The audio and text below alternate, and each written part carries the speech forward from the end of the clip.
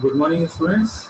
In my last class, we have discussed the introduction of simple harmonic motion, how it can be visualized and how it can be assessed. Today, we will be continuing with that simple harmonic motion topic, and we will try to solve the general equation of motion for a particle having simple harmonic motion. And we'll find the expressions for velocity and acceleration. You know that simple harmonic motion is very, you can say, uh, a motion where the acceleration is proportional to displacement, and when it moving from the mean position, as soon as it moves from the mean position, the restoring force try to bring it back, so that always the restoring force work towards the mean position. If the particle is moving away, the restoring force move in such direction that it brings it back to the mean position. Okay, and when the particle is leaving like this, the restoring force try to force it towards the mean position, so that ultimately after some point of time, particle stops and then comes back.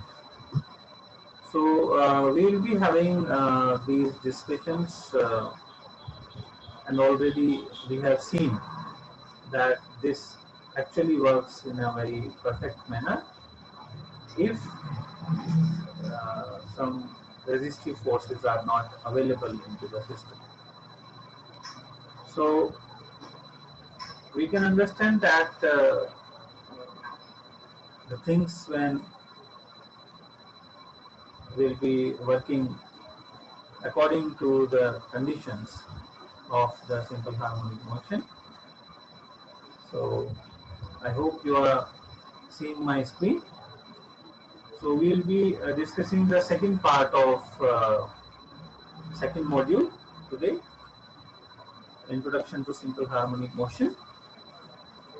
Already these topics, SHM, damp, forced and resonance, we have to cover. We have to discuss one by one, but first of all we are into the first topic of simple harmonic motion. Myself, Dr. Pradeep Sharma from the University of Engineering and Management. These topics we are going to cover one by one. And today we are going to start characteristics of mass spring system, which is under simple harmonic motion. So if you go by this definition, that when a body is vibrating, this displacement from the mean position changes with time. So that you can easily understand that whenever the motion is taking place,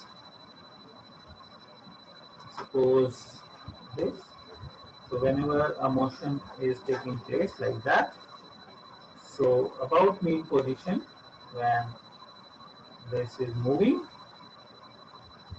so it cannot stop over there. It can stop only for an instant at the last point, but the distance from the mean position keeps on changing with time. And this value of distance from the mean position is known as instantaneous displacement of that particle from the mean position. See this. This is a very simple spring arrangement. A mass is attached. So about the mean position of this point, at any moment, at any point of time, displacement from the mean position changes, and the maximum displacement from the mean position, from on both the sides is known as amplitude. And to complete a cycle, the time required is a period of time. So this can be easily visualized, and you can make out that how instantaneous displacement at any point of time can be judged. Suppose I'm just taking one example. Suppose at any point of time, like here, you have to find what is the displacement. So displacement is here and time is here. Okay. At any point, another time, suppose here, you want to find out that what is the time. So displacement at this time is this. Okay. So at any point of time, you can easily find out the instantaneous displacement. And to complete the cycle, the time required from here to here is the time period. So that we can make out. So maximum value is known as amplitude for the displacement, and the vibration means one complete cycle. It means to take a round trip of the body in the motion, and the time required is the time period. And in most of the cases, for a spring related case, T is equal to 2 pi under root m by k is the value. This value we can easily find out, and we will see how it is coming in the coming lectures. Now if we got the time period, so frequency we can easily find out the number of cycles per second.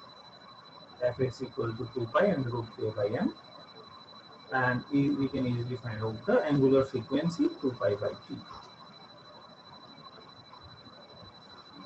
Phase angle, if we say that actually what is the phase angle, so if I go back to my this diagram, so you can understand that the phase angle, I'm just making it out,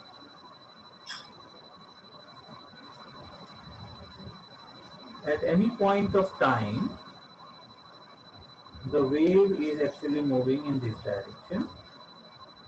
Wave is proceeding in this direction, but the particle which is actually making this wave is moving in this direction. So this is the angle at this time. This is the angle. So this angle is known as the phase of this wave or at this time. And there is an initial phase when this motion starts here, whatsoever the phase, that is the initial phase known as. So the total phase angle of the wave is known as this initial phase plus the phase at that time. So this phase is actually given by omega t, and initial phase is given by phi. So the total phase is omega t plus phi. So this way we can make out the phase angle, and theta is omega t at that particular time, and in that we can easily understand that in the direction of the point executing SHM, this is known as phase angle. Now we have to see what is the differential equation and what is its solution for simple harmonic motion. One by one we will see. I think you remember this diagram, you remember this figure. The particle is taking SHM towards the mean position. There is a restoring force working always towards the mean position, and the position goes on changing with time. So if this is the case, then F is proportional to minus x, or F is equal to minus kx, where k is called the force constant of this thing, and acceleration d2x by dt square we can easily make out at any moment.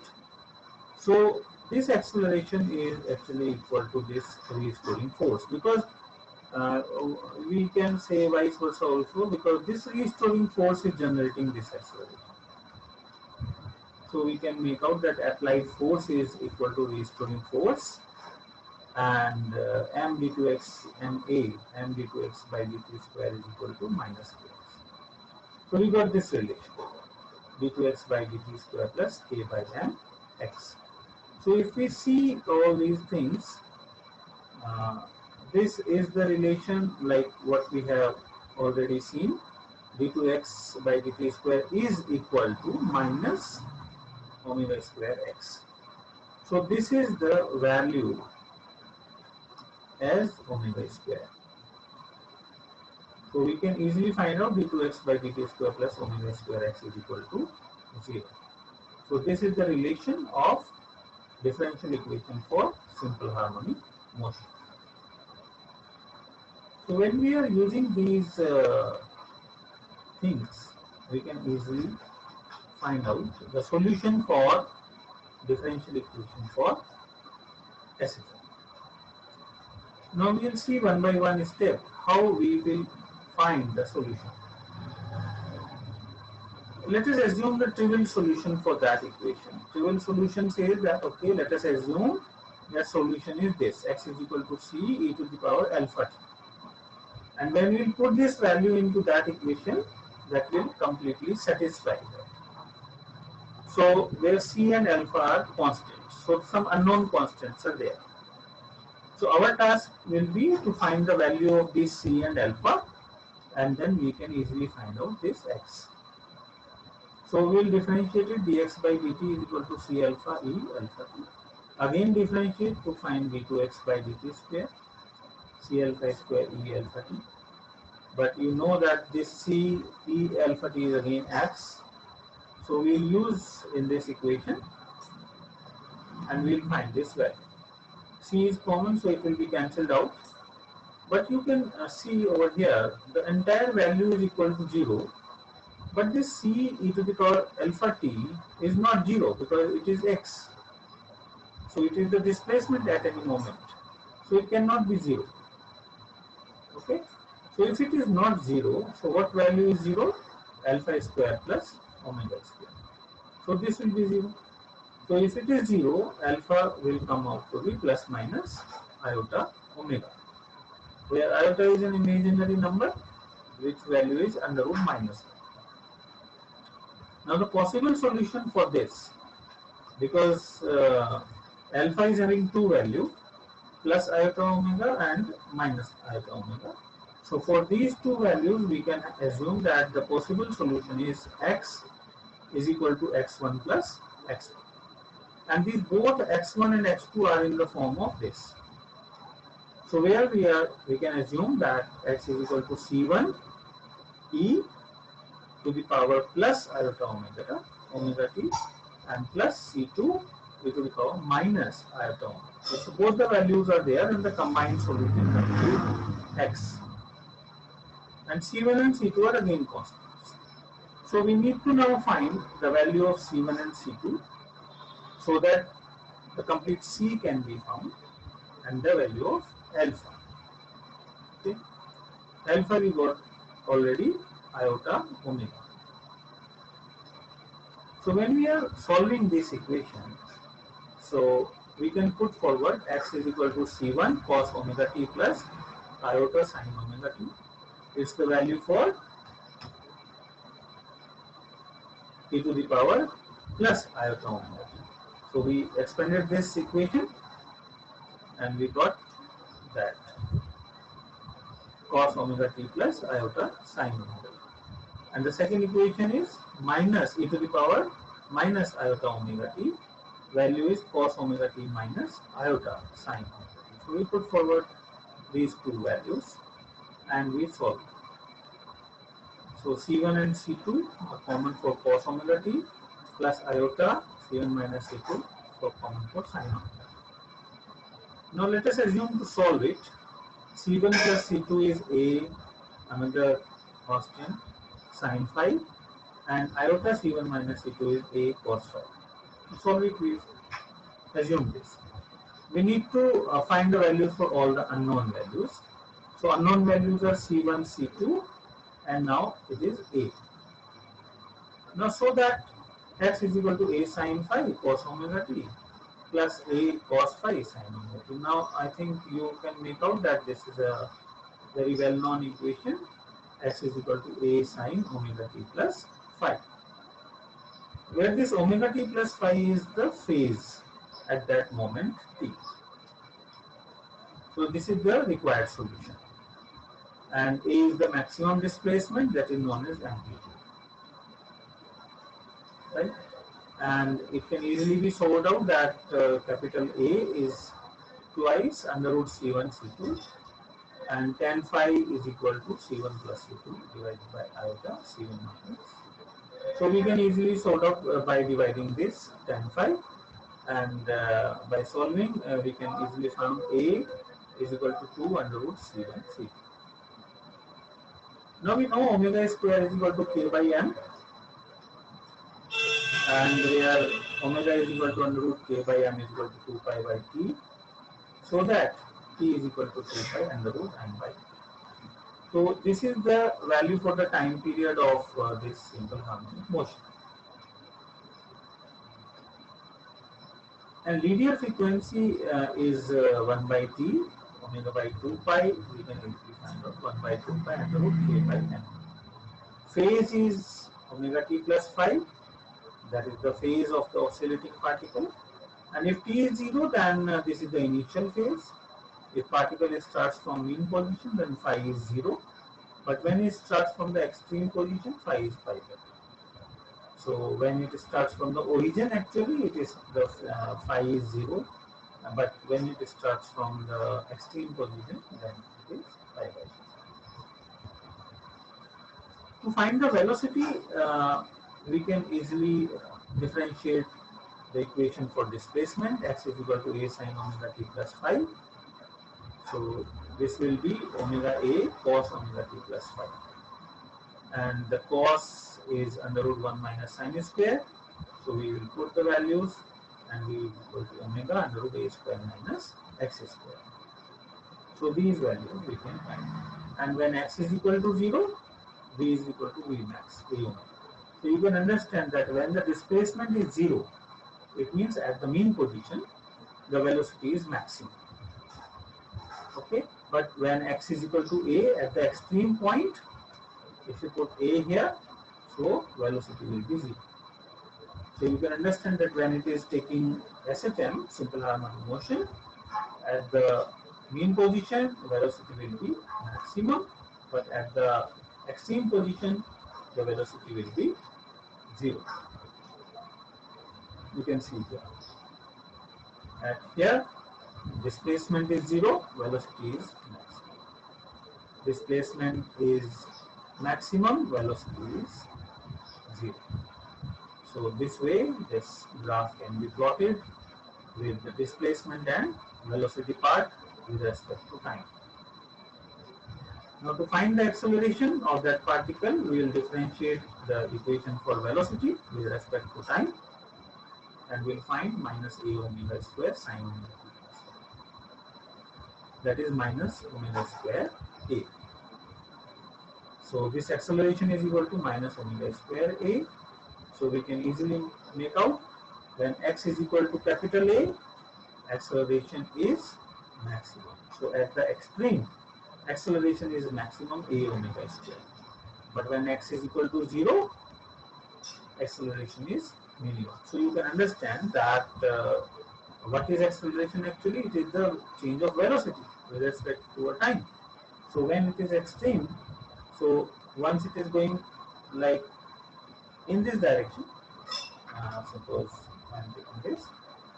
So at the extreme position, so it will first move in this direction, then at the another instant it will move in another direction. So the change of velocity will be maximum. It will be summarized. It will be summed up. Okay? But when it is at the mean position, So there will not be any much change of velocity with respect to time at this point, because the value of the velocity at this point at the mean position is already maximum. So the change of velocity will be negligible. That's why the acceleration will be zero. And if we see the displacement, velocity and acceleration things, so you can understand over here, when it is displacement at the mean position, acceleration is at zero.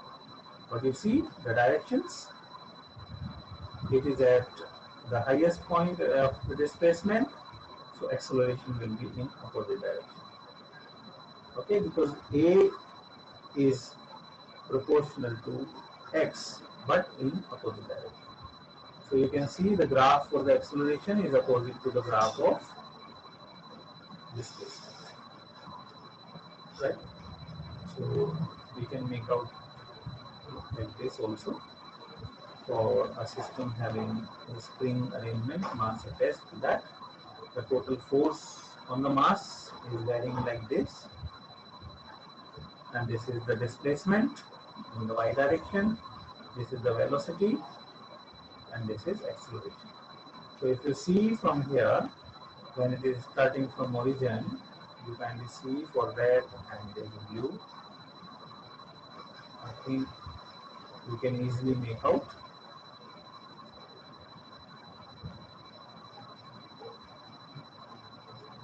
At this point and at this point, starting with the same moment, but the directions are opposite. See here. Directions are opposite at the same moment. Okay. And for the velocity part, it is so when it is zero, the velocity is maximum, so it's again the opposite. So as per our discussion, the velocity and acceleration part of the simple harmonic motion goes on continuously. If the damping force are not available, so this force value will remain constant.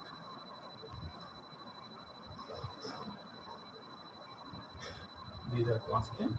Otherwise, with respect to time, if the damping will be there, so this will have the reduced effect. And after some time, the oscillations will not be available. But over here in this case, the damping is not available, so that's why this force peaks will remain same. Right? And we'll have the displacement, velocity, and acceleration part as we have discussed. So this way, we can understand the things in velocity, acceleration, displacement, and the relation between them, and how the general equation for simple harmonic motion can be solved. I hope you understand, but in case if you have any doubt or problem to understand the equations, you kindly let me know. Thank you. Thanks a lot.